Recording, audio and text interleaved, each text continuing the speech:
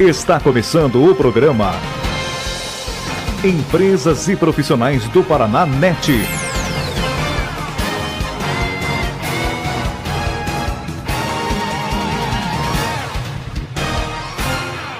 25 de outubro de 2023.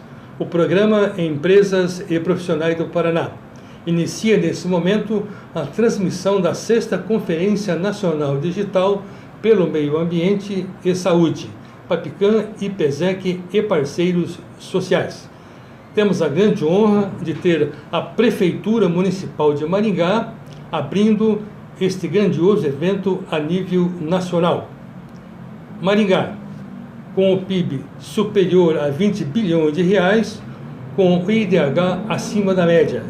E nosso palestrante é o professor Edson Escabora, vice-prefeito e também secretário da Secretaria de Aceleração Econômica e Turismo, com a participação especial da senhora Fernanda Maia, superintendente da mesma pasta. E o tema é Maringá Encantada e Sustentável. Olá, sou o professor Edson Escabora, vice-prefeito de Maringá e também secretário de Aceleração Econômica e Turismo de Maringá. Eu quero cumprimentar o nosso presidente Adevanil e desejar a todos uma excelente 6ª Conferência Nacional Digital pelo Meio Ambiente e Saúde. A nossa secretaria, a minha secretaria, a de Turismo, ela é responsável pela Maringá Encantada, que é o nosso Natal aqui de Maringá, que nós já estamos fazendo desde 2017. O turismo, a gente entende ser um setor econômico muito forte, muito capilar, muita gente ganha dinheiro com o turismo, desde o pipoqueiro na praça até os donos de restaurantes, hotéis, enfim, né? E nós começamos a construir uma Maringá turística desde 2017. E nós vamos falar agora sobre o nosso Natal Encantado. Vamos mostrar como que a gente vai fazer o nosso Natal Encantado aqui em Maringá neste ano de 2023. Para isso, eu quero convidar a nossa superintendente Fernanda Maia, que vai explicar como que o nosso Natal será. Muito obrigada, professor Edson Escabora. É isso mesmo, e a gente vai falar um pouquinho sobre o turismo de Maringá, sobre a Maringá Encantada. Pessoal, muitas pessoas nos perguntam se Maringá é um destino turístico. Maringá já recebe semanalmente, diariamente, muitos turistas. Pessoas que vêm para cá para consultas médicas, para reuniões corporativas, para eventos, para shows. Então nós já recebemos turistas do Brasil e do mundo diariamente. Maringá, ela é muito importante dentro de um cenário de um destino turístico. Não sei se vocês sabem, mas dados de uma companhia aérea afirmam que de 10 lugares de uma aeronave, 7 são voltados para o turismo corporativo. E nós somos muito fortes, nós temos um campo de TI muito forte, um segmento de TI muito forte, nós temos o associativismo, nós temos o agronegócio, nós temos grandes eventos, nós temos a Expo Ingá, nós temos a festa junina e, obviamente, nós temos a Maringá Encantada. E, já pegando o gancho da Maringá Encantada, esse ano a gente chega cheio de novidades. E a mais importante delas é que a Maringá Encantada desse ano vem falando, comunicando e vivenciando muito fortemente a sustentabilidade. Maringá é uma cidade sustentável, então nós temos vários títulos voltados para isso. Nós somos uma cidade verde, nós somos cidade de árvore, nós somos a cidade amiga da árvore. Nós temos várias ações da gestão voltadas para a sustentabilidade, desde coleta seletiva de lixo, a questão do filtro dos bueiros. Temos muitas coisas, a questão social também, então nós temos o Prozes, que traz a Minha Casa Minha Vida. Então nós temos muitas ações voltadas para a sustentabilidade. E o turismo, ele conversa muito bem com essa pauta, porque sinônimo de turismo é preservação. Não apenas do meio ambiente, mas preservação cultural, histórica. O turismo, ele traz aquilo que a gente quer de melhor para uma cidade. Então não existe um destino turístico que é ruim para a sua população, né? Então as pessoas querem visitar, as pessoas querem se comunicar, se conectar com uma cidade que faz bem para a sua população. E nesse quesito, Maringá fica muito bem, né? Porque nós somos uma das melhores cidades do Brasil para se viver. Então as pessoas querem vir para cá para se conectar conosco. As pessoas querem vir para cá para saber o que a gente faz, como a gente vive. Elas querem conhecer nossas praças, nossos parques, elas querem andar de bicicleta, elas querem comer o nosso dogão. Então, isso tudo faz parte da cadeia produtiva do turismo. O turismo, hoje, ele representa 8% do PIB. A cada 5 empregos gerados no Brasil, 1 provém do turismo. Ele impacta direto e indiretamente mais de 52 setores econômicos. Então, quando a gente fala de turismo, a gente está falando de muita gente, a gente está falando de uma economia, de um potencial muito grande, mas mais do que isso, a gente está falando de transformação social e econômica. Então, o turismo, ele traz essa ferramenta, né? Então, por meio do turismo, a gente consegue gerar renda, gerar emprego, a gente consegue valorizar a nossa identidade. Então, é um setor, é uma indústria limpa e é um setor muito potente e muito importante. E a Maringá Encantada desse ano, a gente traz um pouquinho de tudo isso. Então, a gente vem com 80% da nossa decoração feita em bambu, porque diferente do aço, o bambu sequestra dióxido de carbono. Então, a gente faz ali na Praça da Catedral um grande complexo natalino, mas não só na Praça da Catedral. Esse ano a gente traz um Natal muito descentralizado, com um número muito maior de ruas e avenidas decorados, iluminados e de uma maneira muito diferente. Na Maringá Encantada desse ano, a gente vai gerar memória afetiva, a gente vai trazer muitas atrações diferentes, como, por exemplo, vou dar um spoiler aqui, o Show das Águas lá no Alfredo Niffler, o Show das Águas muito bacana. Vamos ter Vila do Papai Noel, vamos ter brinquedos, vamos ter muitas atrações bacanas que a gente vai contar aos poucos. E é isso, gente. Quando uma pessoa vem para cá e vem vivenciar Maringá, muitas vezes ela vislumbra aqui uma possibilidade de investir. Ela vislumbra aqui uma possibilidade até de morar. Então, o turismo, ele ajuda nisso também. A partir do momento que ele atrai as pessoas conhecem, as pessoas vivenciam, elas podem sim vir a investir na cidade. E também o caminho inverso é verdadeiro. Às vezes as pessoas vêm a negócio, elas vêm para investir, elas vêm para uma reunião e elas aproveitam para conhecer um pouquinho dos nossos restaurantes, da nossa história, da nossa cultura. Então, o turismo, ele traz uma versatilidade imensa para a cidade, né? E Maringá está pulsando, está fervendo de turismo, de cultura. Daqui para frente, Maringá Encantada, Festival Afro. Então, é uma programação extensa o ano inteiro, seja no esporte, seja na cultura, seja no turismo. Maringá é uma cidade muito versátil e muito propícia e um destino turístico muito potente. Então, quero agradecer a todos os participantes da conferência e convidá-los para vivenciar a Maringá Encantada, para vivenciar os nossos parques, as nossas praças e para disseminar a cultura do turismo junto com a gente. Muito obrigada!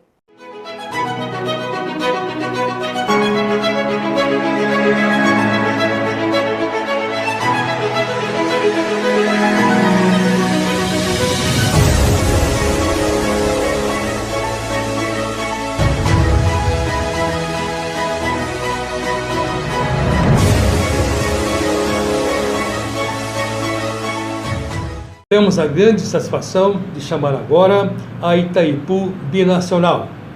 E nosso palestrante é o professor, economista e político e maringaense Enio Verri, diretor brasileiro da Itaipu Binacional. E o tema é transição energética. Olá, primeiro quero agradecer o convite para conversar um pouco com vocês sobre essa questão da sustentabilidade, ou o meio ambiente e a saúde. Estou atualmente dirigindo a Itaipu Binacional e é uma pauta que nos impõe aqui no dia a dia, é a questão ambiental. A verdade é que o mundo está doente. Se continuarmos esse processo louco de desrespeito à natureza, se continuarmos com essa preocupação do lucro de forma desmensurada, onde não se respeita a fauna, a flora, nós não teremos mundo no futuro.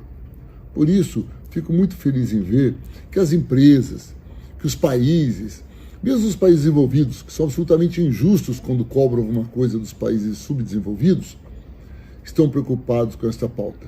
Seja a emissão de carbono, seja o desmatamento, seja a preocupação com as comunidades indígenas, de uma forma ou de outra. Estamos tratando de uma coisa que pode ser unificada numa única palavra: vida. A verdade é que hoje defender a vida é defender o nosso planeta, é defender uma sociedade mais justa, mais equilibrada, onde respeite o próximo, se respeite as diferenças e, principalmente, se pense num novo processo civilizatório. Parece uma palavra difícil, até porque isso é uma obra do Darcy Ribeiro, que trata sobre a evolução da sociedade e para onde vamos. E eu confesso a todas e todas que nos assistem que eu entendia que o processo civilizatório se daria de uma forma constante. Eu entendia, olhando a história, de que, à medida que o tempo passa, a sociedade fica mais preocupada com a justiça, com a igualdade, com o futuro do planeta, e assim sucessivamente. Esses últimos 4 anos provaram que há interrupções drásticas nesse processo civilizatório. Os últimos 4 anos, com Bolsonaro no Brasil, ou então com Trump nos Estados Unidos, como estamos vendo, me preocupa. A sociedade, ela não tem um processo natural civilizatório. Ela tem cortes e cortes que podem custar muito caro ao conjunto da população. E é sobre isso que eu quero me prender agora.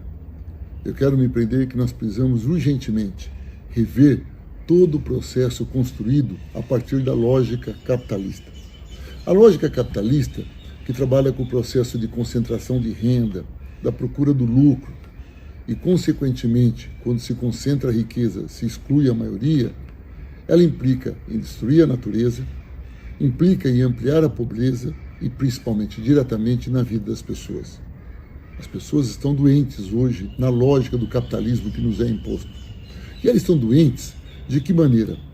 Seja pela pressão que elas têm pela sobrevivência, à procura do emprego, de uma carreira, seja pela pressão que ela tem para ser o modelo que essa sociedade impõe. A mulher moderna, que precisa estar bonita, fazer academia, ser dona de casa, ser uma executiva bem-sucedida, tem que fazer tudo certinho. Ou então para os homens, que precisam mostrar que são belos, fortes e têm que ser ricos. Uma sociedade de miseráveis. Isso tudo leva à doença mental, mas também leva à doença física. O índice que temos hoje de depressivos, o índice que temos de suicídio, é uma coisa muito louca. E isso não se dá só, por exemplo, nas comunidades indígenas, onde o suicídio tem uma estatística muito alta. Isso se dá em toda a sociedade. A verdade é que construímos um modelo de sociedade onde o normal é trabalhar muito, estar sempre preocupado com o futuro, nunca ter vida presente e sempre achando que tem que trabalhar cada vez mais. A contradição desse discurso é que está provado que nem sempre quem trabalha mais vai ganhar mais dinheiro, vai ser rico. Até porque esse discurso de que quem trabalha fica rico, quem não trabalha é vagabundo, por isso é pobre, já foi destruído pela história. Ora, pegue os seus pais. Vou dizer o caso do meu pai. Meu pai trabalhava desde criança, trabalhou muito. Meu pai tinha paralisia infantil, mas ele carregava caixa nas costas para poder sustentar a sua família. Ele morreu pobre. Ora, mas ele não era vagabundo, ele trabalhou muito. Portanto, o discurso de que quem trabalha muito fica rico é um discurso ideológico. A verdade é que a ideologia que nos é imposta é que se você trabalhar muito, você vai ficar rico. Não é verdade, você não vai ficar, mas vai deixar os donos do capital mais ricos. Isso você vai. E isso nos adoece.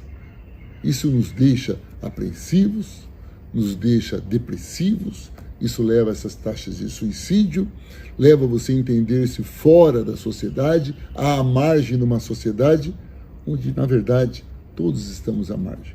Então, a construção dessa sociedade ideal que nos é imposta pela sociedade capitalista, ela é um modelo de sociedade que nos adoece. Eu gostaria de partir daí, desses dados e dessa análise que eu vou chamar aqui mais conceitual, para entender os desafios que nós temos hoje. O Pacto Global, que é muito discutido na iniciativa privada, ou então esse modelo de gestão de empresas chamado ESG, que trabalha muito com a questão ambiental, de governança, de respeito ao próximo, a preocupação com as minorias e principalmente o respeito ao meio ambiente, não pode ser uma moda. E não é. E é tão sério o que está acontecendo com o planeta na questão ambiental, no respeito ao meio ambiente, e o reflexo disso na saúde das pessoas, que até empresas que sempre foram muito céticas com relação a isso, começam a defender. Por que será que os bancos que preocupam-se só com seus lucros, e lucros exagerados, defendem hoje o meio ambiente? Por que países como os Estados Unidos, que tem tanto interesse em concentrar riqueza, e já tem muita, está tão preocupado com a defesa ambiental do Brasil? Porque a Europa, quando vai comprar o nosso soja, quer saber se o soja que ele comprou não é fruto de desmatamento. Ou quando a Europa importa, ou outros países importam a nossa carne bovina, não quer saber se esse pasto foi fruto do desmatamento. É preocupação com o Brasil? É a preocupação ambiental? Não. Infelizmente, a preocupação deles é com a vida do planeta, com a sua capacidade de determinar o mando político no mundo e principalmente com o seu acúmulo, com a concentração de lucros. Isso quer dizer que se até eles estão preocupados com esse tipo de política, é porque, de fato, nós estamos chegando no limite. Nós precisamos rever todo esse processo e principalmente ver qual a política que nós, de forma coletiva e individual, precisamos desenvolver para enfrentar isso. É seguindo o caminho dos bancos, das grandes multinacionais, dos países desenvolvidos que nos oprimem? Não, não é. Mas nós temos que fazer alguma coisa. Enquanto brasileiras e brasileiros, nós temos tarefas simples até, no que se refere ao consumismo, à redução do consumo, que refere-se a você não descartar coisas que você pode utilizar mais tempo, ou coisas mais simples como reciclar, separar o que é orgânico do que não é orgânico para você enviar para uma cooperativa, até para quem é militante, organizar as associações de recicladores, procurar investimentos. E hoje tem muita gente investindo em cooperativas de reciclagem. A Itaipu, o Banco do Brasil, os ministérios, prefeituras, até empresas, surpreendam-se, estão financiando cooperativas e recicladores. Então nós temos condições de trabalhar com políticas que eu vou chamar pequenas, do dia a dia, mas são determinantes.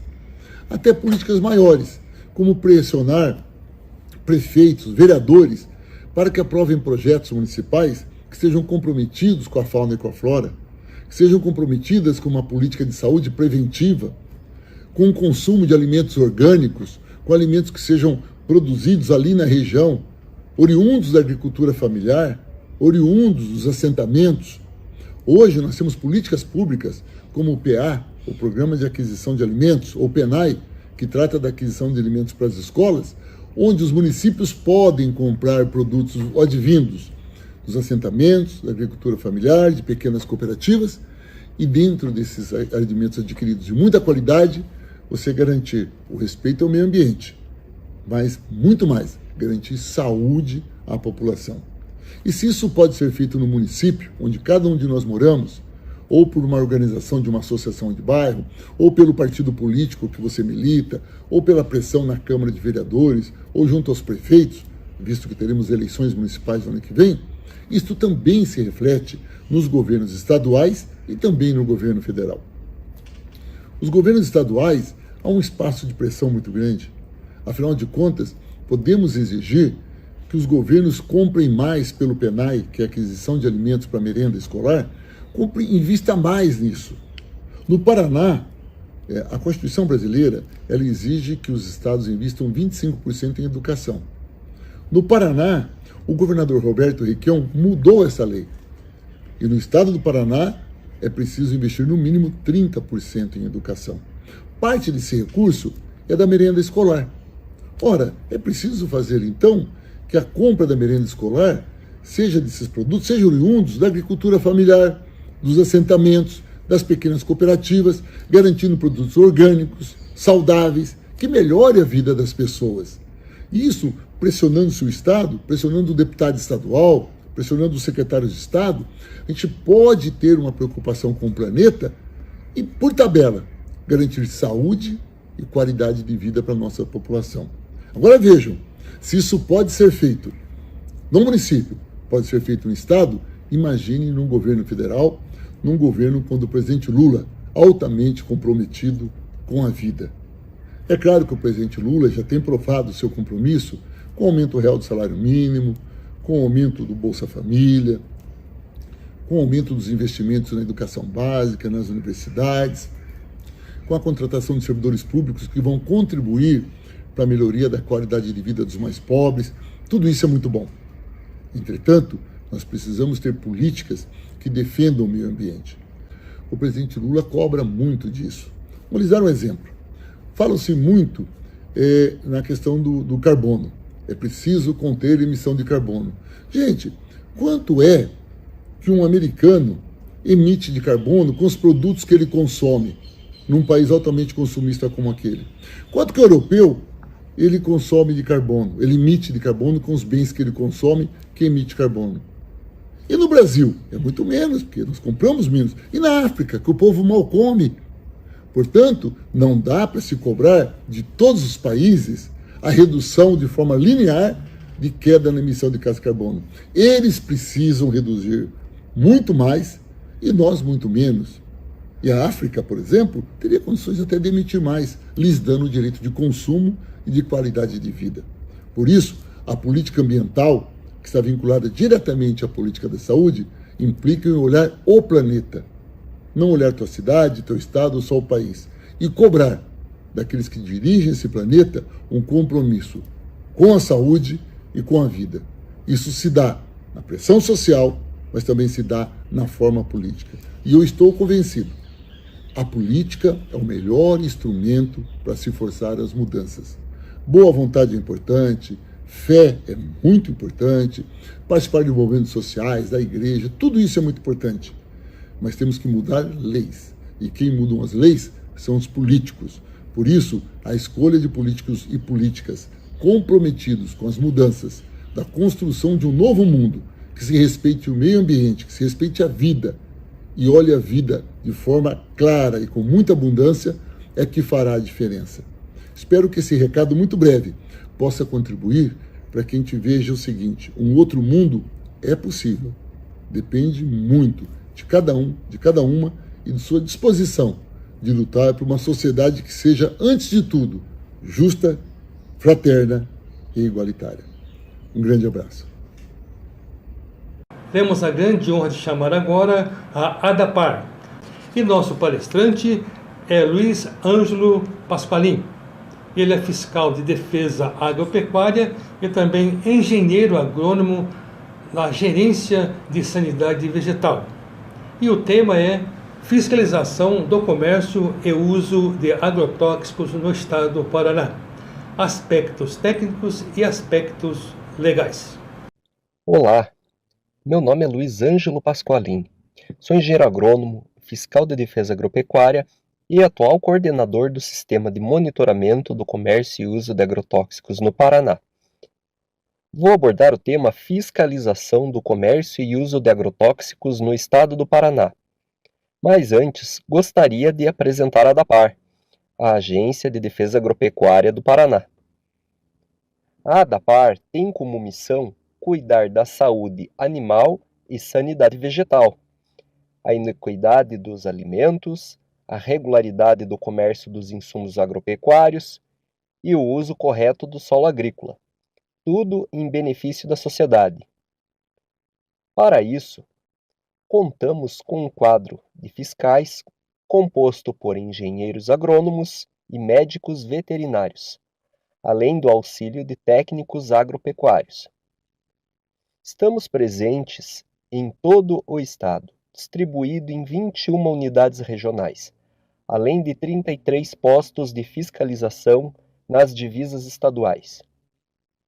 A ADAPAR também conta com o Centro de Diagnóstico Marcos Henriette, laboratório no qual são realizados ensaios para identificação de pragas e doenças agrícolas e pecuárias. Além das fiscalizações de rotina nas áreas animal e vegetal, trânsito agropecuário, emergências e atendimentos às denúncias, a ADAPAR realiza rotineiramente ações em educação e em defesa agropecuária, levando à população, agricultores e técnicos conhecimentos sobre questões legais e técnicas. Por fim, a ADAPAR não trabalha sozinha, pois a defesa agropecuária pode envolver outros atores, como instituições de pesquisa, como a Embrapa, o CREA, Ministério da Agricultura, Instituto de Desenvolvimento Rural do Paraná, o IDR, universidades e centros de pesquisa, e ainda outros como o Ministério Público, órgãos de saúde e meio ambiente também podem solicitar informações a ADAPAR e compartilhar dos nossos trabalhos.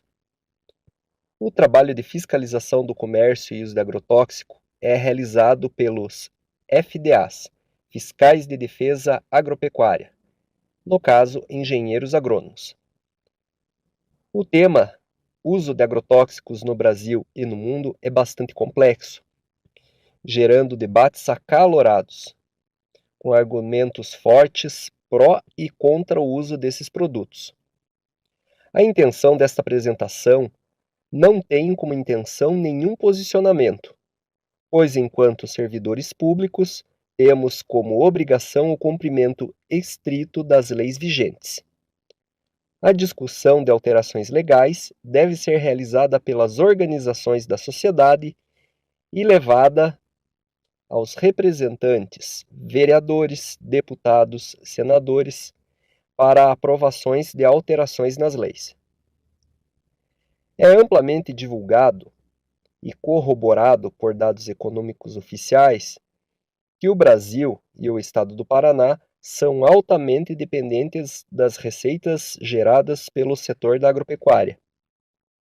Segundo o IPARDES, a economia paranaense apresenta marcante perfil agroindustrial, do qual despontam a produção de grãos como soja, milho e trigo, e etapas posteriores de agregação de valor nas áreas de óleos vegetais, laticínios e de proteína animal, com destaque à produção de carnes de aves. Com estas características, o Paraná tem se posicionado regularmente entre os 10 principais estados exportadores do país. No entanto, várias são as doenças e pragas que acometem os cultivos agrícolas, como fungos, insetos, bactérias, plantas que competem por água e nutrientes, entre outros. Para combatê-las, os profissionais da agronomia e agricultores contam com ferramentas como inimigos naturais, variedades resistentes, calendarização agrícola, métodos físicos e, por fim, o uso de agrotóxicos. Sobre o uso dos agrotóxicos, devem ser observadas rigorosamente todas as exigências legais, pois qualquer descuido pode acarretar em prejuízo à saúde, ao meio ambiente, retaliações por parte de países importadores, além de ineficiência no controle de pragas e aumento de custos produtivos. A principal lei que rege o uso desses produtos no Brasil é a Lei Federal 7.802 de 1989, e nela é estipulado que compete aos estados legislar sobre o uso, a produção, o consumo, o comércio e o armazenamento de agrotóxicos, como a fiscalização. O Decreto 4.074, de 2002, regulamenta esta lei. Reforça que existem esferas de competências dos órgãos da agricultura, saúde e meio ambiente, quando da fiscalização destes insumos. Também são definidas outras questões, como a devolução de embalagens vazias, o transporte e coleta de amostras para fiscalização, além da destinação de produtos apreendidos. Além das citadas normas federais, temos as leis estaduais. Na verdade, o Paraná foi um dos estados pioneiros na regulamentação do uso de agrotóxicos. Nossas leis são do início da década de 80, 6 anos à frente das leis nacionais. A Lei Estadual 7.827, de 1983, exige que, para ser apto ao comércio e uso, os agrotóxicos sejam cadastrados no Estado. A regulamentação desta lei, pelo Decreto Estadual 3.876, de 1983, que foi alterado em 2010, dispõe entre outras questões, que comerciantes que efetuem a venda de agrotóxicos deverão reportar as informações da receita ao sistema CIAGRO, que é o Sistema de Monitoramento do Comércio e Uso de Agrotóxicos no estado do Paraná. O Paraná foi o primeiro ente federativo que criou um sistema informatizado para esse tipo de monitoramento. Anteriormente a 2010, época de sua criação, as receitas eram remetidas em papel, muitas vezes até ilegíveis, pois existiam várias vias carbonadas. Esse modelo tornava praticamente impossível qualquer tabulação de dados, ou fiscalização com um tratamento estatístico mais apurado. Na época anterior à criação da ADAPAR, a Secretaria de Agricultura recebia cerca de 3 milhões de receitas em papel por ano. Hoje, a ADAPAR possui 128 fiscais para fiscalizar aproximadamente 350 mil propriedades rurais. Por ano, estamos recebendo cerca de 4 milhões de receitas. Pelo modelo anterior, cada fiscal ficaria responsável por 31.250 receitas ao ano, ou quase 86 receitas ao dia. Considerando que os fiscais fazem outras atividades fiscalizatórias, além dos agrotóxicos, e que envolve a visita à propriedade rural, seria impossível essa fiscalização. A evolução na maneira de fiscalizar foi gradativa, acompanhando os avanços tecnológicos e as oportunidades políticas para alterações nas normas legais, o que foi decisivo para que os novos instrumentos possam ser utilizados. Em resumo, o comércio de agrotóxicos inicia-se com o registro federal. O uso de produtos não registrados é proibido. Ainda, de posse do registro, as empresas devem proceder ao cadastro estadual, realizado junto à ADAPAR, como visto anteriormente. Estando o agrotóxico autorizado no estado, quando o profissional de agronomia, engenheiro agrônomo ou técnico agrícola, por meio de diagnóstico, se certificar da necessidade do uso desses pesticidas, irá emitir uma receita agronômica. Este documento será enviado em duas vias, que, quando apresentado em um estabelecimento comerciante registrado na ADAPAR, autorizará a venda. Assim, uma das vias obrigatoriamente ficará disponível ao fiscal junto ao produtor rural, e outra junto ao comerciante, sendo ainda que este vendedor informará ao CIAGRO toda a informação sobre esta venda, como já explicado. Assim, a ADAPAR dispõe dos dados de qual profissional fez a recomendação, qual comerciante vendeu, qual o produto, além dos dados do produtor que se utiliza desse agrotóxico. Todas as informações são tratadas por sistemas de gerenciamento de informação, cruzamento de dados, e aquelas que apontam o uso incorreto são indicadas para serem fiscalizadas pelas equipes de campo. Esses avanços fizeram com que os planejamentos das fiscalizações tivessem maior assertividade, possibilitando economia ao Estado e resultado na coibição dos impactos negativos desses produtos à sociedade.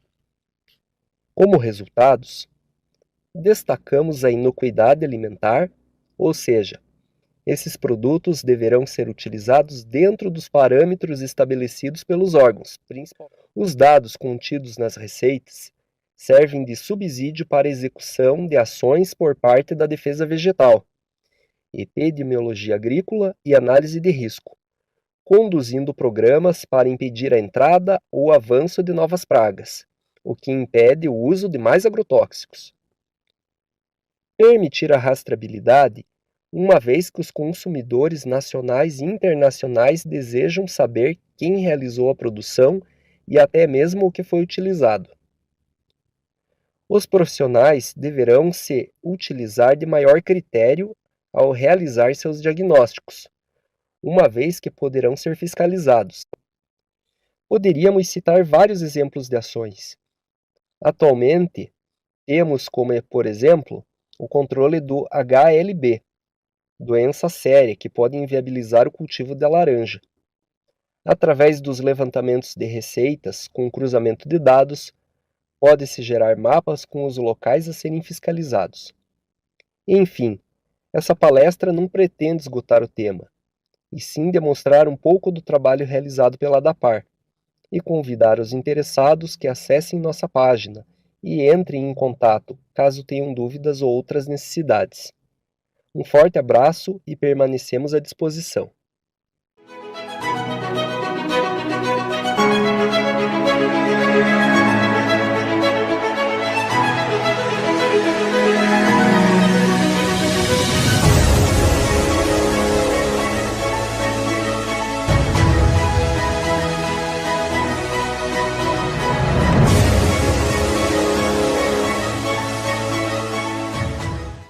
Temos a grande satisfação de receber agora a 15ª Regional de Saúde. E nossa palestrante é a senhora Liza Weller Daniel. Ela é médica veterinária da Vigilância Sanitária. E o tema é alimentação saudável. Olá, sou Liza Weller, médica veterinária da 15ª Regional de Saúde e vou falar um pouquinho sobre alimentação saudável. Então, todos os indivíduos eles têm o direito de receber uma alimentação adequada, uma alimentação saudável e que seja disponibilizado de forma regular, de forma constante, sempre respeitando os aspectos biológicos, as necessidades especiais, né, alimentares, e que seja ofertado em quantidade suficiente, com variedade, com equilíbrio, com qualidade, para que todos os nutrientes necessários sejam supridos. Então, a gente tem muitas variáveis quando fala do alimento saudável ou não, o que torna um alimento saudável ou não. Principalmente a disponibilidade de nutrientes, né? Então, são muitos fatores e eu vou me ater a um, que é o processo de produção, e a própria embalagem dos produtos, que a gente perdeu o hábito de ler. Então, falando um pouquinho do processo de produção dos alimentos, eu falo do processo antes desse alimento estar disponível para a gente, antes dele chegar ao nosso consumo, antes de estar numa prateleira de mercado, antes de chegar na nossa geladeira, na nossa casa. Então, existem algumas categorias que eu vou citá-las agora, resumidamente, para que fique claro para todos, para que todos conseguirem entender esses processos. Então, primeiro, a gente tem os alimentos in natura ou minimamente processados. Esses alimentos, eles são advindos da natureza, tanto de origem vegetal quanto de origem animal, que sofrem pouco ou nenhum processo. Aqui, esse pouco processo seria uma lavagem, uma moagem, algo desse tipo. Então, aqui a gente tem verduras, legumes, frutas, carne, ovos, leite, arroz, feijão, o que deveria ser a base da alimentação de todo indivíduo. Então, alimentos in natura ou minimamente processados. Depois a gente tem os ingredientes culinários. Ingredientes culinários são substâncias extraídas de algum alimento in natura. E são utilizados na cocção dos alimentos, na produção dos alimentos. Tanto para aumentar a palatabilidade, aumentar a saborização, alguma coisa assim, ou para conservar um pouco mais, como antioxidante, algo desse tipo. Então, aqui a gente está falando de vinagre, óleos vegetais, sal, açúcar, então todos esses ingredientes culinários. Depois a gente fala sobre alimentos processados.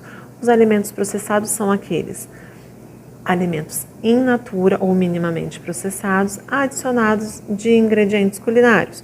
Então, que tenham alguma adição de sal, adição de açúcar, adição de vinagre, de algo assim.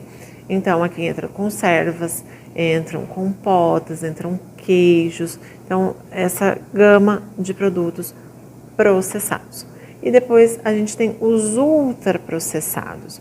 Os ultraprocessados são os grandes vilões aqui da nossa alimentação hoje em dia, que são aqueles alimentos que não tem ou tem pouquíssimo alimento in natura.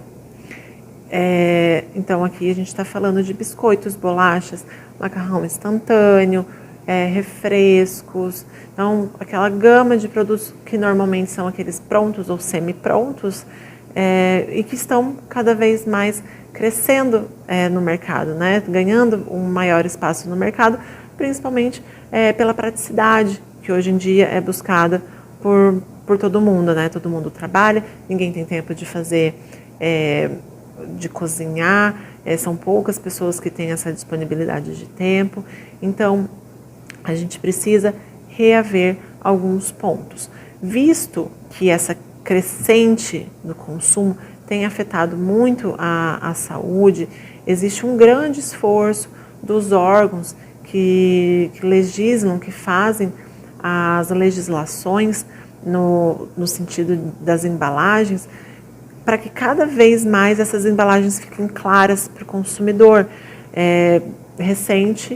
A recente mudança foram os alertas de adição de sódio, alto teor de sódio e alto teor de açúcar. São aquelas lupinhas que a gente consegue ver logo na capa ali da embalagem, na frente da embalagem. Então, é um alerta, foi um esforço da legislação para que fique claro para o consumidor o que ele está levando. Perdeu-se muito o hábito de fazer a leitura das embalagens, mas a embalagem nos diz muito sobre o que a gente está levando. Aliás, diz tudo sobre o que a gente está consumindo. Então, existem alguns pontos que eu gostaria de deixar claro para vocês. Eu gostaria que vocês começassem a observar, que é importante que comecem a observar numa embalagem. Então, primeiro, lista de ingredientes. É obrigatório ter uma lista de ingredientes. Então, a não ser aqueles alimentos que são únicos. Por exemplo, o açúcar. Um pacote de açúcar é só açúcar. Então, ele não precisa constar uma lista de ingredientes. Todos os outros precisam. Então, numa lista de ingredientes, sempre ela vai estar em ordem decrescente, sempre do ingrediente que está em maior quantidade na fórmula para o menor. Então, num exemplo de um embutido qualquer, a gente vai ter lá como primeiro ingrediente carne mecanicamente separada. Aí depois pode vir uma outra carne, uma carne mais nobre, como carne de pernil, e assim por diante. Daí sal, água, enfim, os outros ingredientes. Então, a gente precisa observar essa relação de ingredientes que vai nos trazer quais os compostos estão ali dentro, o que realmente a gente vai consumir. Depois a gente tem que observar data de validade, data de fabricação, a importância do número de lote. Muita gente não entende porque que tem esse lote. Esse lote é importante para a rastreabilidade. A gente precisa fazer o caminho inverso do produto, caso esse produto traga algum problema, alguma falha, traga algum mal-estar para um consumidor, por exemplo. Eu consumi algo, me fez mal, e eu vou precisar saber da rastreabilidade desse produto. E para a empresa saber onde que foi, se foi no processo de fabricação dela, se foi que já veio junto com a matéria-prima. Então, essa rastreabilidade é extremamente importante, tanto para nós como segurança, e uma segurança também para quem fabrica. Um ponto muito importante, onde a gente encontra muitas fraudes ainda hoje em dia. Fraudes existem em todos os ramos, aqui no ramo da alimentação também. Então, aqui a gente pede uma atenção, que se observe por quem foi produzido. Então, vai sempre estar lá, fabricado por produzido por, às vezes pode estar fabricado por e distribuído por, fabricado por tal empresa e distribuído por uma outra empresa. Então precisa estar atento a esse tipo de informação para a gente saber exatamente quem foi que produziu. Essa empresa ela tem uma boa prática de fabricação, aí existem os órgãos que regulamentam tudo isso, órgãos que fiscalizam tudo isso, vigilância sanitária, Anvisa, tem vários órgãos envolvidos nisso, que também não vou falar disso agora. Mas é importante a observação desses fabricantes, desses produtores. E, por fim, a tabela nutricional, que ali vai dizer a quantidade que está disponível dos nutrientes disponíveis. Então, quantidade de calorias, normalmente todo mundo olha, né? Mas principalmente observar a quantidade de gordura, cálcio, o que realmente está sendo ofertado ali naquele produto que você vai consumir. Então, esse hábito precisa voltar a estar presente nas nossas vidas. E um ponto muito importante que eu gostaria de ressaltar com vocês é justamente o consumo do sódio e o consumo do açúcar. Vem sobrecarregando cada vez mais o sistema SUS. A gente vê uma crescente no sentido das doenças relacionadas a esses mau hábitos alimentares. Então, o sal, ele causando problemas cardiovasculares, sal que eu digo o sódio, porque a gente entra aqui numa questão que o sódio, quando eu pego um produto industrializado, eu preciso observar lá que, além do sal adicionado que já possui o sódio, ele tem outros compostos que possuem sódio. Vamos supor um nitrato de sódio, um nitrito de sódio. Então, a gente precisa observar a quantidade final de sódio desse produto. Por isso, os alertas vieram realmente para nos ajudar nesse sentido. Então, assim, esse esforço para diminuição do consumo de sal, que hoje está mais que o dobro da média, a Organização Mundial de Saúde estabelece 2.000 miligramas por dia de sódio, que vai equivaler a mais ou menos a 5 gramas de sal por dia em todo o preparo, em todo o consumo do dia. Então, é aquele alimento já cozido, aquele alimento industrializado, em tudo. Tem que ter em torno de 5 gramas de sal. E hoje, a gente tem, em média, 12 gramas de sal sendo consumidas por dia aqui no Brasil. Então, assim, a gente vê que é um número muito acima do esperado, do ideal. E o problema do açúcar, a gente vê uma crescente no risco de diabetes, na obesidade infantil, a diabetes precoce, crianças já com diabetes. Então, a gente precisa estar atento também a esse índice, a essa constante. Então, vamos cuidar um pouco mais da nossa alimentação. Eu trago isso como um alerta para todos, para ajudar, né, no sentido, a gente entende que é muito mais prático ir lá e pegar um pacotinho, abrir e já sair comendo, é mais rápido no nosso dia a dia, mas a gente precisa cuidar da nossa alimentação, precisa cuidar da nossa saúde, da saúde dos nossos filhos, saber o que a gente está consumindo. Então, voltar esse hábito de ler a embalagem já vai nos ajudar muito, entender tudo que está escrito ali já vai nos ajudar e, principalmente, retornar ao hábito de ter como base da alimentação os alimentos in natura ou minimamente processados. Aqui a gente poderia falar até dos orgânicos, que seria o nosso ideal, mas a gente sabe que aqui no Brasil ainda a gente vai entrar num problema social, porque são produtos que têm um custo elevado ainda. Então, já vamos começar pelo básico, mantendo uma alimentação minimamente processada, tá?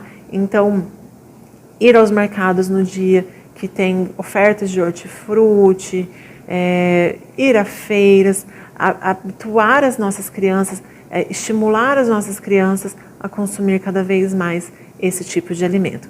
Então, eu deixo aqui o meu alerta, espero que todos tenham entendido, que tenha ficado compreensível, que eu tenha ajudado nesse processo de reeducação alimentar, num processo para que vocês entendam um pouquinho mais de alimentação saudável. Eu agradeço muito a atenção de todos, muito obrigada.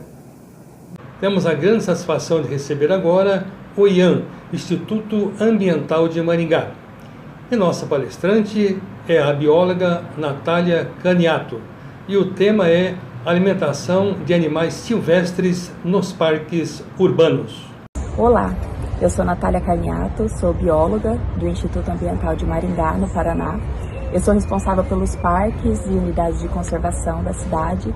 E o tema do vídeo é alimentação de animais silvestres nos parques urbanos. O hábito de oferecer alimento aos animais silvestres é comum no Brasil, seja pela oportunidade de se aproximar dos animais e observá-los de perto, ou para tirar uma foto, ou ainda por acreditar que eles não tenham alimento suficiente em seu habitat natural. Contudo, essa cultura aparentemente inofensiva pode ter consequências graves para a saúde dos animais, além de causar desequilíbrios ambientais e conflitos com os humanos. É preciso lembrar que a vida silvestre ela não depende da associação com os humanos para prosperar, muito pelo contrário. Do ponto de vista sanitário, é extremamente danoso a interação entre os bichinhos e o próprio homem. Cerca de 70% das doenças emergentes em humanos, elas são zoonoses de origem silvestre.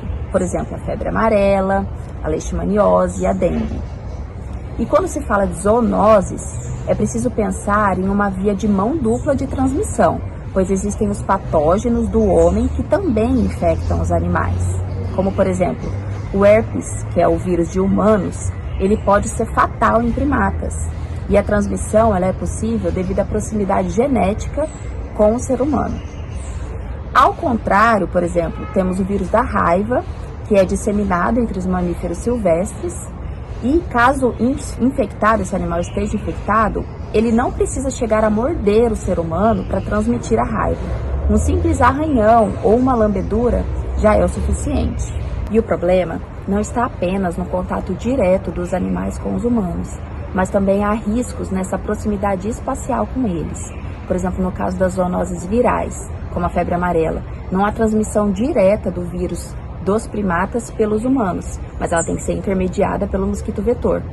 E se há a convivência no mesmo espaço dos mosquitos, dos primatas e dos humanos, existe a chance de transmissão. Existem também ectoparasitas, como as pulgas, carrapatos, piolhos, além também dos nematódios, das bactérias, vírus e protozoários com grande potencial zoonótico. Vários desses organismos são compartilhados com cães domésticos, gatos e cavalos, alguns representando riscos também para a saúde humana, como por exemplo a febre maculosa. E quanto maior é o contato entre esses animais silvestres e as pessoas, maior é a chance de doenças como a febre maculosa, leishmaniose, leptospirose, raiva, sinomose, sarna, se propagarem e trazerem prejuízos para a saúde pública com a eclosão de novas epidemias. Unidades de conservação e parques são áreas criadas pelo poder público para preservar e proteger o patrimônio natural do país, conservando assim os ecossistemas como o meio ambiente, fauna, flora, protegendo os corpos hídricos, mananciais, mata nativa, dentre outros. Espera-se que as espécies nesses locais permaneçam afastadas ao máximo do humano e que mantenham o seu instinto para buscar os alimentos na natureza. E quando o visitante alimenta esses animais, ele vai perdendo esse instinto de forrageio. Além disso, eles estão desrespeitando a legislação, já que é proibido alimentar animais silvestres. Em estado selvagem, a maioria dos animais são onívoros. Se alimentam praticamente de tudo que encontram: frutos, sementes, insetos, vermes, moluscos, aranhas e até mesmo vertebrados como aves, sapos, lagartos e pequenos mamíferos. Acontece que encontrar qualquer um desses itens na natureza exige tempo de busca e dedicação. E quase sempre, esses itens oferecem um retorno energético muito menor do que uma barra de chocolate ou um pacote de chips, por exemplo, que os visitantes acabam ofertando a esses animais. E isso significa mais reservas, mais energia. Essa energia pode ser gasta explorando novas áreas, procurando abrigos melhores, construindo ninhos mais seguros contra os predadores e defendendo seus territórios, além de o principal fator, procriando e cuidando dos seus filhotes. Na natureza, quase sempre uma oferta maior de alimento gera um aumento populacional, já que os animais podem se dar ao luxo de investir mais tempo e energia na reprodução. Na ausência dos seus predadores naturais, como onças, jacarés, que são mais impactados pela urbanização, ocorre um aumento exagerado de determinada espécie em detrimento das demais, causando um desequilíbrio para a fauna local. Aqui em Maringá, existem 19 áreas verdes que juntas formam uma imensa floresta com 1,8 milhão de metros quadrados. A unidade de conservação mais conhecida da cidade é o Parque do Ingá, aqui onde eu estou, e ela ocupa uma área de 47 hectares e está no centro da cidade. Mas além daqui, existem várias outras áreas verdes que se espalham de forma estratégica para cumprir as várias funções, como corredores ecológicos, preservação de corpos hídricos, etc. Nessas áreas, existe problema de superpopulação de alguns mamíferos, como os coatis, saguis e macacos prego. Aqui no Parque do Ingá, nós temos problema com a superpopulação de saguis, mas as pessoas insistem em ofertar alimentos, frutas, o que acaba alterando a fonte energética desses animais e eles dedicam os seus esforços para a reprodução. Nos outros parques da cidade, como o Horto Florestal, Bosque 2 e Borba Gato, existe problema com a superpopulação de macaco prego e de coatis. Então a prefeitura ela precisa fazer a complementação da alimentação desses animais para tentar conter a evasão destes para as áreas externas da área verde, por exemplo, o comércio, as casas da vizinhança ou até mesmo para as calçadas, porque esses animais às vezes avançam nos transeuntes. Entretanto, essa ação ela é feita de maneira estratégica, com acompanhamento de um técnico responsável, que no caso sou eu, para que não haja uma oferta energética muito grande, que faça com que essa população cresça ainda mais, mas também ela precisa ser suficiente para que não haja busca por alimento em locais inapropriados, por exemplo, as lixeiras ou as casas vizinhas das áreas verdes. O ponto-chave para diminuir esse contato entre os animais silvestres e os humanos é a educação ambiental. Aqui em Maringá, nós temos diversas ações que consistem em comunicação com a população, através de conversas, cartilhas, placas, cartazes, palestras, eventos culturais, exposições, incluindo tanto os visitantes como os funcionários do parque, além dos moradores do entorno de áreas verdes, escolas, estabelecimentos comerciais, associações de bairro e etc. E nessas ações a gente pontua todos os prejuízos causados pelo fornecimento indevido de alimento para os animais silvestres.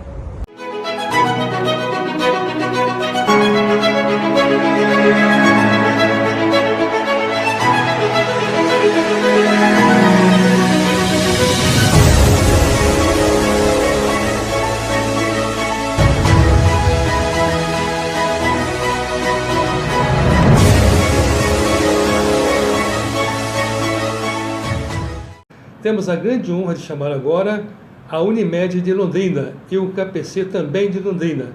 E nosso palestrante é o médico Dr. Elias José Gonçalves Ribeiro. E o tema é os males que o cigarro causa aos seres humanos. Olá, meu nome é Elias Ribeiro, sou médico, pneumologista e cirurgião torácico na cidade de Londrina. Irei falar para vocês o tema, os males que o cigarro causa aos seres humanos. Para se falar nesse tema, precisamos rememorar um pouco da história do tabagismo no mundo. Se formos ver, esse tema, tabagismo, iniciou sua história no ano 1000 a.C., com os indígenas que ocupavam a América Central, principalmente os maias. Eles usavam o tabaco, queimando a folha do tabaco, para se fazer os rituais de cura e também incentivar os guerreiros que na época saíam para proteger as suas tribos. Isso, gente, se for pensar cientificamente, isso é bem comprovado, porque se for queimarmos a folha do tabaco, o tabaco produz na sua fumaça substâncias, principalmente a nicotina, que agem no nosso sistema nervoso central e faz esse incentivo pela liberação de substâncias que fazem essa euforia nos seres humanos.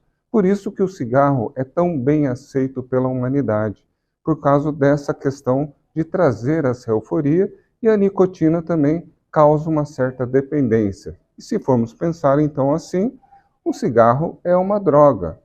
Pena que é uma droga extremamente aceita pela humanidade e pelo todo o social dele que ele faz.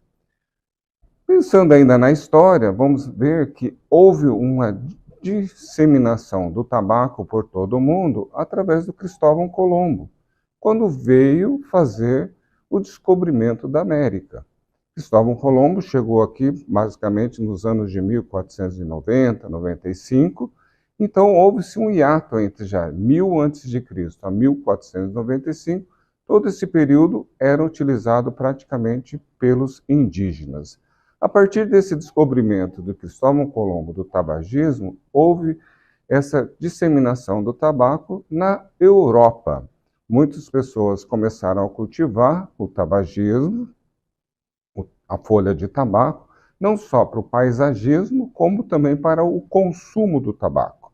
Nesse período, início na Europa, eles começaram a usar principalmente a folha enrolada, de uma maneira artesanal, né, e consumia principalmente charutos e cigarrilhas, né, de uma forma totalmente disforme do cigarro. E também houve uma grande disseminação do uso do tabaco no sentido de usá-lo como rapé. Isso era fazer com que a folha, depois de seca, houvesse uma trituração e deixasse em partículas bem finas e você conseguia aspirar pela cavidade nasal.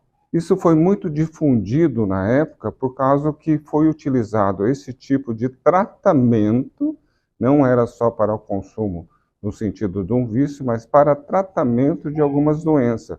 Catarina de Médicis, que era a rainha da França na época, ela usou o tabaco em forma de rapé para curar enxaquecas, para você ter uma ideia. Então, ele começou a se disseminar por toda a população. Por quê? Porque tinha essa questão de cura que já era visto pelos indígenas em 1000 a.C. Mas aí houve um crescimento de todo o mundo e a Revolução Industrial. Começou-se a industrializar muitas coisas. E o cigarro também, de uma forma ou outra, eles queriam deixar de uma maneira mais apresentável, e uma pessoa, que era o Buck Duck, que era um americano da Carolina do Norte, em 1880, viu-se a ideia de fazer a industrialização do tabaco, transformá-lo em uma apresentação única, de uma maneira que pudesse fazê-lo sem que haja a colocação da mão humana e que eles tivessem uma forma e um tamanho único e que fosse muito mais apresentável. E assim surgiu, em 1882, junto com um mecânico, que era um Bonsac, que construiu a primeira máquina de se fazer o cigarro de uma maneira manufaturada. Só que aí surgiu a segunda questão que está muito relacionada ao tabagismo, até então nos dias de hoje, que foi a formação do marketing em cima desse artifício. Por que disso? Porque quando surgiu a máquina, ela já fazia 120 mil cigarros por dia. E o consumo em todo os Estados Unidos era de 1/5 dessa quantidade de cigarros que eram feitos por dia. Então, o que começou a surgir? Buck Duck teve a seguinte intenção: precisamos colocar o cigarro frente a todas as questões da sociedade. E principalmente começou a se colocar em desfiles de moda, colocar-se em esportes, colocar-se corridas de carro, corridas de cavalo. Então, tudo isso, o cigarro começou a ser difundido, fazendo com que as pessoas começassem a consumir cada vez mais. E logo em seguida surgiu duas grandes incentivos para que a população começasse a utilizar muito mais o tabagismo, que foi a Primeira e a Segunda Guerra Mundial. Se vocês terem ideia, na Primeira Grande Guerra Mundial, os soldados eles queriam mais o cigarro, o maço de cigarro, do que a comida. Tanto que trazia um certo furor para as pessoas que ali estavam no combate. E na Segunda Guerra Mundial, o maço de cigarro ele se transformou em moeda de troca. Então, em nenhum momento na população até então, em todo esse período, ninguém contradisse o cigarro no sentido de males para a saúde da população. E se vocês forem ter ideia, o boom no cigarro no mundo se deu no período de 1911 até 1979, em que, você ter ideia, no Brasil, entre 1911 a 1979, houve um crescimento da população em 8 vezes do seu número. Mas o crescimento para o consumo de tabaco entre essa população, que cresceu em 8 vezes, houve um crescimento de 60 vezes. Então você vê como que houve uma aproximação do cigarro junto à população e o consumo desse artefato. Em 1939, começou então os estudos do tabaco em pequenos animais de laboratório para ver se causava alguns males. No Brasil, tivemos um grande cientista, e era professor e médico na época, Mário Kroff, e ele foi o fundador do INCA, que é o Instituto Nacional do Câncer, no Rio de Janeiro. Ele começou a pesquisar o alcatrão. O alcatrão, ele é um dos metabólitos do tabaco quando queimado. E o alcatrão, quando ele começou a fazer pesquisas em coelhos, utilizou o alcatrão na pele do coelho, principalmente nas orelhas, fazia um implante de pequenas quantidades de alcatrão na orelha, e aí ele viu que nesse lugar começava-se a haver formação de câncer de pele. Ele fazia fumaças da folha do tabaco e deixava que esse coelho aspirasse essa fumaça, e viu-se que em alguns coelhos houve o crescimento do câncer de pulmão, e também alguns coelhos começaram a comer o tabaco, as folhas de tabaco, junto com os alimentos normais da época. Então, Mário Kroff começou a ver que o tabaco, ele também era um vilão para a população, e mostrando isso nesses estudos. Por quê? Sabia-se que o alcatrão é um dos metabólitos formados pelo cigarro.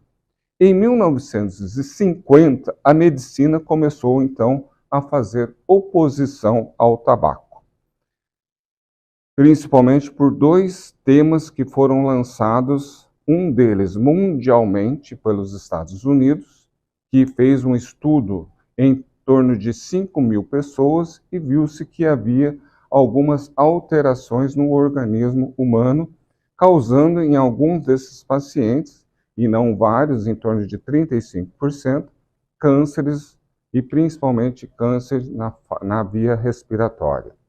E pena que, logo em seguida, 2 anos depois, a União Soviética também lançou um estudo fazendo uma contradição ao estudo que os americanos tinham se lançado na época.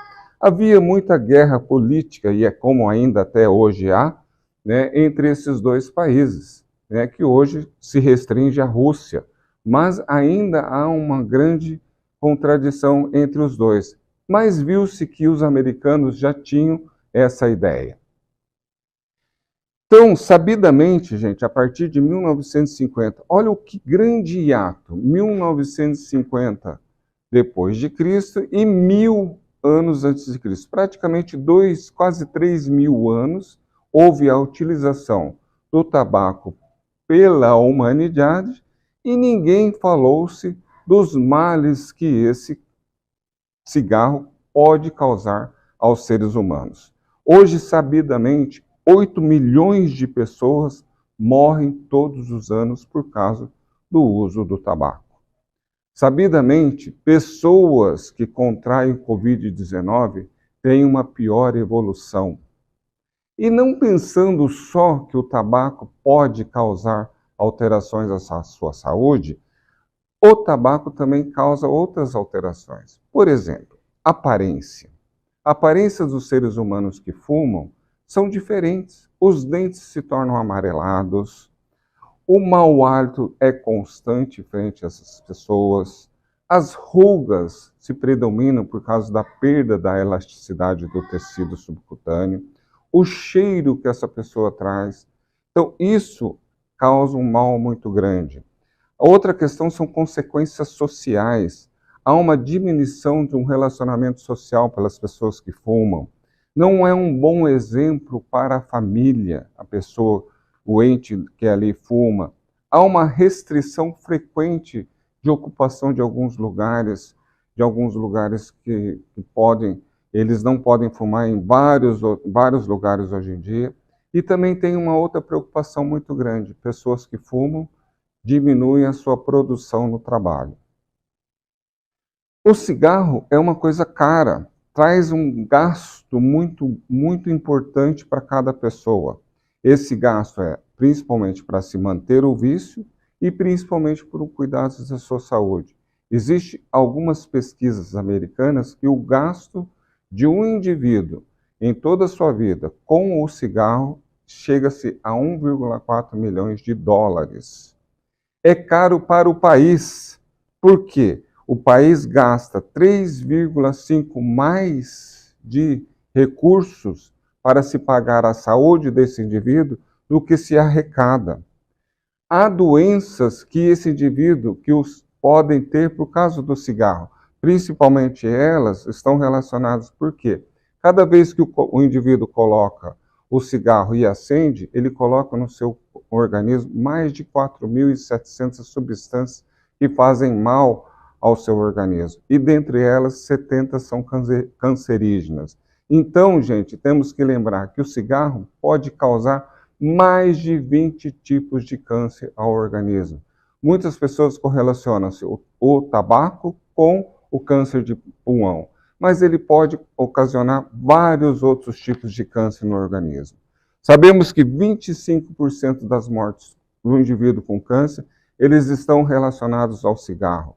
Além disso, doenças cardiovasculares, 2 vezes mais aumenta o risco de infarto agudo do miocárdio, 4 vezes mais de outras doenças cardíacas. Existem alterações relacionadas ao aumento de risco de tromboses e embolias. Sabemos que podem causar alterações da visão, principalmente da degeneração macular, aparecimento de cataratas e glaucomas estão muito relacionados ao tabagismo. Perda auditiva estão relacionados a isso. E um outro grande fator, principalmente que afeta o homem, relacionado à sua fertilidade. 2 problemas podem causar: disfunção erétil e a dificuldade de engravidar na mulher. E além disso, quando a mulher engravida, ela pode ter um risco muito grande de óbito fetal ou baixo peso está muito relacionado ao tabagismo. Sabemos também o grande mal que o cigarro pode causar ao ambiente, né? Presença das bitucas que ficam ali depois que o indivíduo fuma. Nessas bitucas há uma grande quantidade de arsênio, há uma grande quantidade de chumbo e há uma grande quantidade de nicotina que fazem mal ao meio ambiente.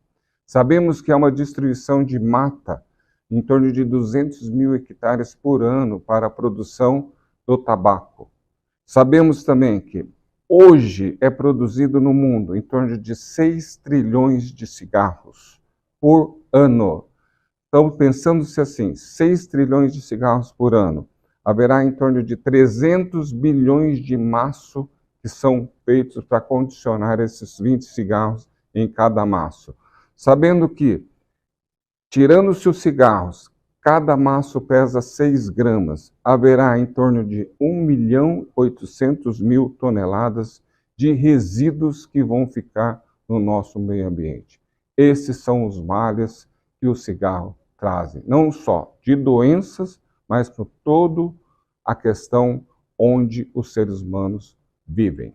A 6ª Conferência Nacional Digital pelo Meio Ambiente e Saúde, PAPICAM, IPESEC e parceiros sociais, através do programa Empresas e Profissionais do Paraná, elaboramos o projeto Fumo Zero, do plantio ao consumo.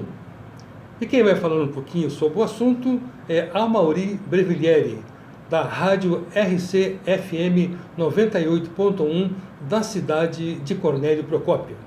Olá, amigos, a minha saudação a todos vocês. Eu sou Amaury Breviglieri, diretor da RC-FM de Cornélio Procópio. E nós estamos aí ansiosos pela Conferência Nacional pelo Meio Ambiente e Saúde, PAPICAM, IPESEC e também parceiros sociais de 2023. E ansiosos principalmente pela sugestão de projeto do Fumo Zero do plantio ao consumo da PAPICAM e parceiros. Projeto este que será entregue às autoridades participantes aí desta 6ª conferência. Fumo Zero do plantio ao consumo. A apresentação vai ser da PAPICAM, da Plataforma de Assistência do Paciente de Câncer de Maringá, e também dos parceiros sociais, do nosso amigo Adevanil Generoso, e é um projeto importantíssimo para a saúde coletiva, para a saúde de todos, e para que a gente possa frear de uma forma mais rápida essa doença tão terrível que tem afetado muitas pessoas, que é o câncer. E o projeto diz o seguinte: fica estabelecido o programa de substituição da cultura do tabaco por produtos orgânicos e agroecológicos no sul do Brasil e demais estados brasileiros. Parágrafo 1º. O programa será coordenado pelos governos municipais, estaduais e federal, os quais fornecerão incentivos e assistência técnica aos produtores interessados em fazer a transição para cultivos alternativos com melhor rentabilidade. O parágrafo 2º, neste projeto, diz que será promovida uma intensa campanha de saúde pública abrangente, antes e depois da promulgação da lei, visando conscientizar a população sobre os riscos do fumo e promover estilos de vida saudáveis. No artigo 2º será incluída a matéria sobre os perigos e as doenças relacionadas ao cigarro na grade curricular do ensino fundamental em todo o país. É um projeto abrangente, um projeto importante para que a gente possa também dar a nossa contribuição, e é necessário que as autoridades presentes nesta 6ª Conferência Nacional do Meio Ambiente e Saúde abracem essa ideia, abracem essa proposta, abracem esse projeto, para que nós possamos ter uma saúde pública de mais qualidade e de avanços. É isso. Muito obrigado, um abraço a todos. Mostramos para você agora o Eurogarden, o bairro mais sustentável do mundo, com a participação especial do CEO do projeto, Sr. Jefferson Nogaroli. Planejado com o DNA das cidades jardim europeias, o Eurogarden Maringá é o bairro mais sustentável do mundo. Também é o primeiro bairro do mundo a alcançar simultaneamente a certificação LEED Platinum e pré-certificação WELL.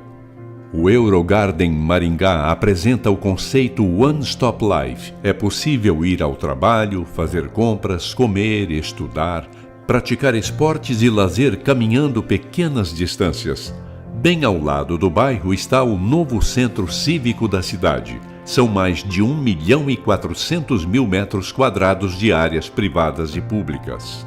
No Eurogarden Maringá, a mobilidade urbana une sustentabilidade e inovação, com traçado inteligente de avenidas e alamedas, com ciclovias, bicicletários, bike stops, lixeira subterrânea e estação de recarga de carros elétricos. As árvores adultas, plantas e flores nas calçadas, praças e no viveiro de mudas geram conforto térmico, renovam o oxigênio e atraem pássaros e pequenos animais. Os recursos naturais são utilizados com eficiência. A água passa por medições de qualidade. Foram implantados sistemas de captação de água da chuva e irrigação. Em áreas públicas, bebedouros estão disponíveis para pessoas e pets. Nos postes inteligentes existem dispositivos para monitorar o ar. Câmeras fazem a segurança do bairro e as pessoas podem acionar botões de emergência em caso de necessidade. As fiações elétrica e óptica são subterrâneas. A iluminação LED 3000 Kelvin do Eurogarden Maringá tem baixo consumo de energia, vida útil superior às lâmpadas convencionais, favorece o descanso e gera benefícios para as plantas e animais. O bairro atrai eventos sociais, culturais e esportivos, estimula práticas ligadas à saúde das pessoas. E, para a alegria dos pet lovers, os animais são bem-vindos.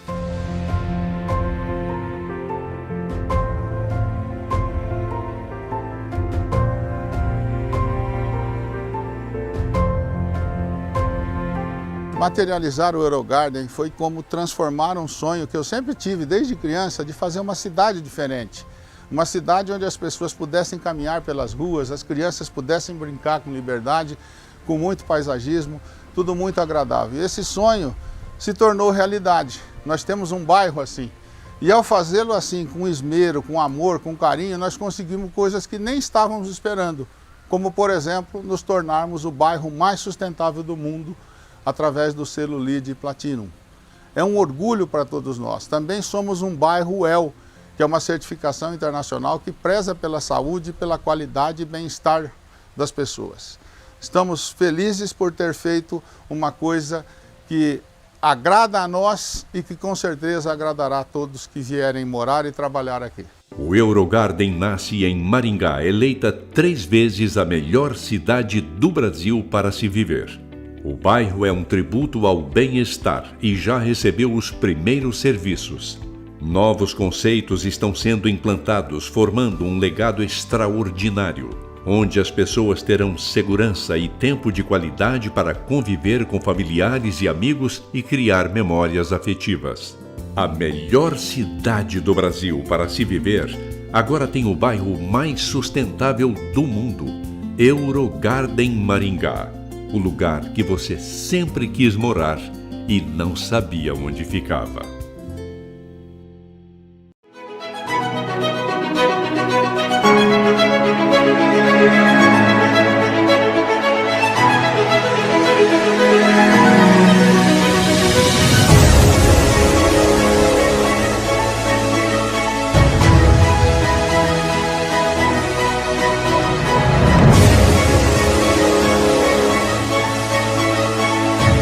Programa Empresas e Profissionais do Paraná NET.